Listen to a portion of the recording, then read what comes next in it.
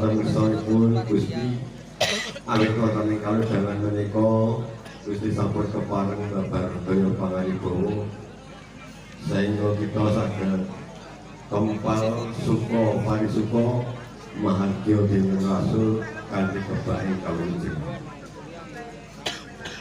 Ingkang salajengipun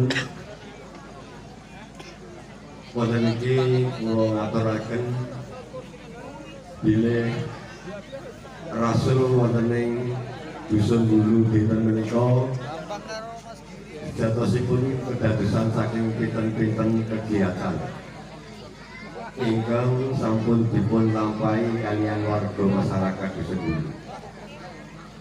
Wiwit kala wau dalu menika sampun wonten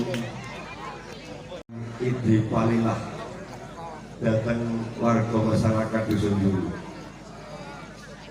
kepareng ngawontenaken pagelaran inggih paducal wonten ing dalu menika.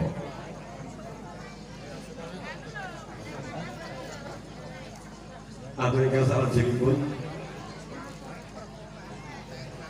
wontenipun bersih dusun menika kathah para kadang ingkang biyantu dhateng